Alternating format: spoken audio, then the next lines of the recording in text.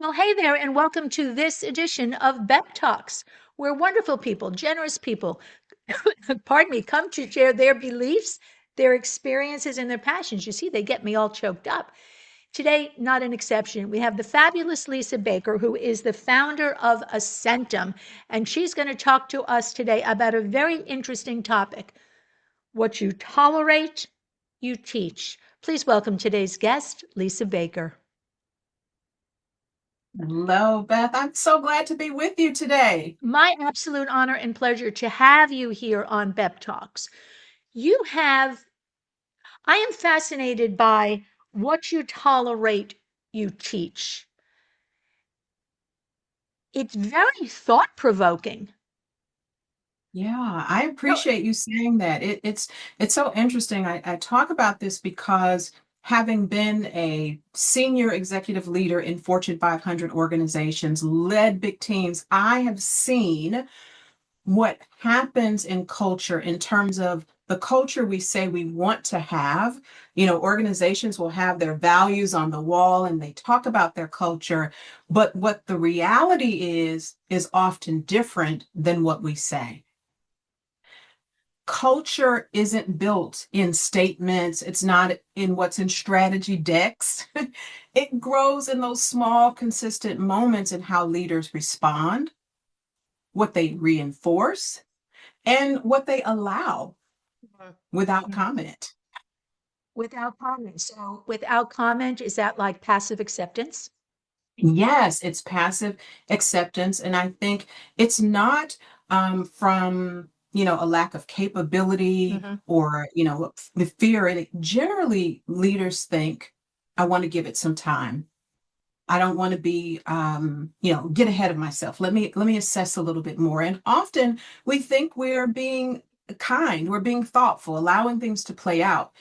But inadvertently, what happens is we teach people something by both our inaction and our inaction.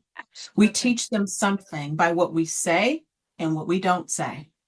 Absolutely. A sin by commission or omission is how you can look at it. You said something very interesting a couple of moments ago about leaders. I want to give it some time. Time is always of the essence, and today perhaps more than ever because everything does move so quickly. I'm going to question leadership then. Are they not willing to take a stand? Are they waiting to see, well, let me see what everybody else is doing. Let me see whose wagon I want to hitch myself to. Is that really leadership? Oh, that's an excellent question. And I would say that it's leadership, but it is not effective leadership. Leadership by title, but not by Leadership, action. it can be leadership by position. Hmm. It can be leadership even by just setting an example because people follow leaders. And because if no one's following you, you're not a leader, right? And so people notice. That's why I say what you tolerate, you teach, because people notice what you allow to happen. So sometimes we allow someone who is an outstanding performer to have a bad attitude or a negative way in which they respond to people because they hit their numbers and we want them to keep doing that. So we tolerate it. We're always so afraid of everything today, of being on the wrong side of popularity, of being on the wrong side of who's on my left, who's on my right, and not taking a personal stand. Therefore, I'm saying perhaps we've lowered accountability for sure. And Yes. also, I'm going to say perhaps in some cases, integrity in having a leadership position. I heard today, gosh, I heard it this morning. What are the chances of this? If you tolerate something, don't change it. So let's look at the word tolerate. Does tolerate give something power, or is it just unwilling to put up with it? Yeah. It is both. Tolerate Yeah. what you tolerate gives something power. It becomes the standard. It becomes the boundary that you have set. And so when you've been tolerating something for a long time and then you want to change it, now people are like, whoa, Yeah. what happened? This is new, right? And so we really need to be willing to acknowledge that we've tolerated something that is no longer acceptable. When you tolerate something too long, it's almost, okay, let's think about your car. Okay, a light goes on the dashboard of the car. Check engine, check oil. If you tolerate that and you push it, a small thing can become a big thing. That's right. Harder to fix, more expensive to fix. It has more negative side effects, etc. Are we talking about the same kind of thing here? We are talking about the same kind of thing because what happens, and if we use your car analogy, eventually something breaks down. Like you said, it becomes a bigger problem. In an organization, what happens is you're creating a culture where people don't address things, where things don't get confronted. You're creating a culture where your best people, your top performers, those ones that you want to retain, start to question, well, why am I operating at this level doing this if someone else is allowed to behave in a different way and there are no consequences? We're dealing with a lot of that in today's world, aren't we? You know, We absolutely we are. absolutely are. We are tolerating for too long. Time is always of the Hmm. essence. I've said in different trainings that I've done that, and we can compare it to tolerating something, but if day by day, week by week, month by month, year by year, whatever your time span might be, if you shift just 1 degree, which can be very slight, obviously, it can be immeasurable, unseen. You do that 90 days in a row, 90 weeks in a row. When you've done that night, you've made a complete left-hand turn. You're no longer even tolerating what you were originally tolerating. That's right. And you're heading in a completely different direction at that point. Completely different direction. What do we need to do? You say what you tolerate, you teach, which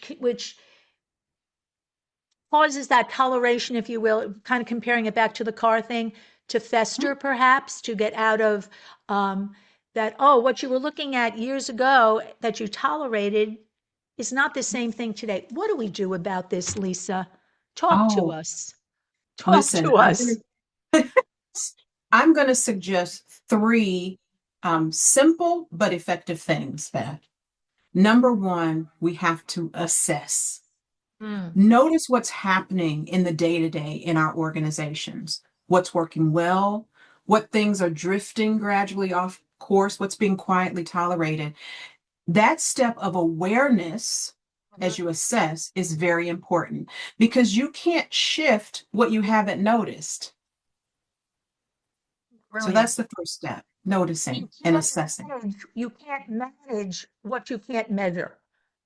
Absolutely. 100% agree. So now, with this awareness now and the assessment that you've done, the next step is to decide what you will address. That Mm, means you name what matters early as possible, as kindly as possible, but firmly. Clear is kind. So you want people to be mm, clear about what the standard is. Celebrate those behaviors that align with the culture that you want and that you're trying to recreate. right. Right? That's addressing it. And then the third is to adjust.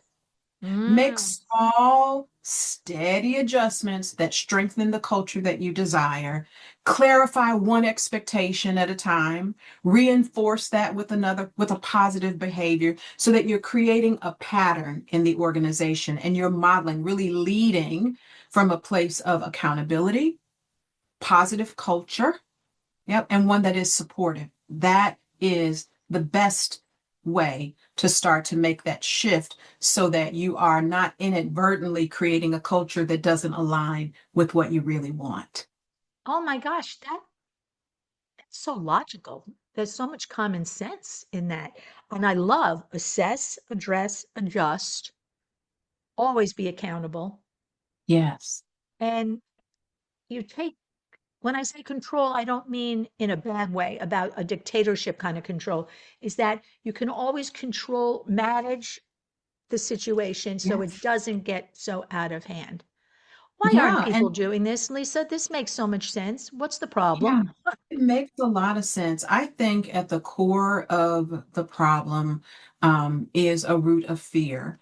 Ah, First of all, we're in a society that has become increasingly more litigious.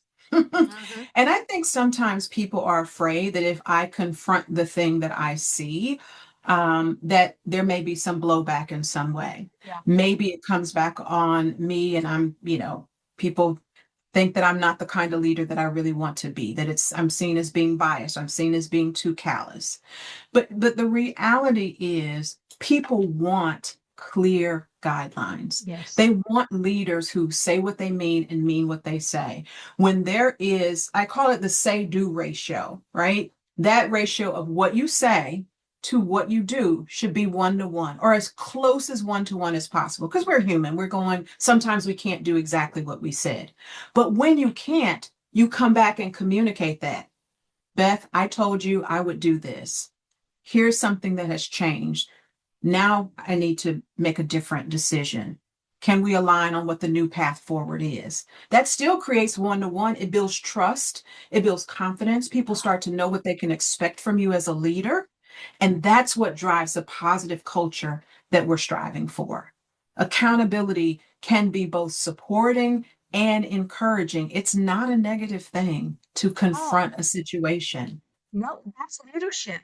That's adjusting. Yes. That's making sure that, when there's construction on the road and you have to detour, you don't just keep going through the construction and end up in well, that's a crazy analogy, isn't it?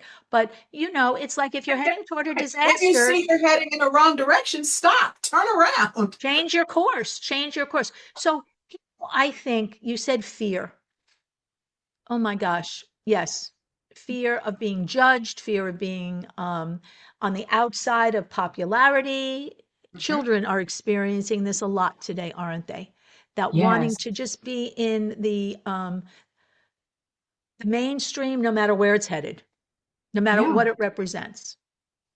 Yes. To go along, to get along, that kind of mindset. But as you said earlier, that is not, that's not what effective leadership No, is. That's not what no. effective leadership looks like. And so if we want to create positive cultures where people can do their best work, where they're excited to come to work and to work for you. To work for you. Listen, I don't know anybody who wouldn't be excited to work with you, work for you, alongside you, to take your words of wisdom, your years of experience. And I love logic. I love common sense. I love practicality. And you have brought all of those things to us today. I cannot thank you enough.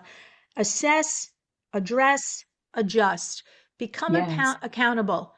Know what your end goal is and make sure you're always on the best path to get you to that goal. And if you have to adjust, address, do it. Lisa, I Absolutely. thank you so much for joining me today on BEP Talks. Your words of wisdom are going to go far, particularly at a time when they are so needed. Thank you so much for joining us. And as I always say to our viewers, our listeners, tell your story, share your thoughts, your beliefs, your experiences, your passions right here on BEP Talks. Become easy to remember and impossible to forget. So until we talk again, may the best always be yet to come. Bye for now.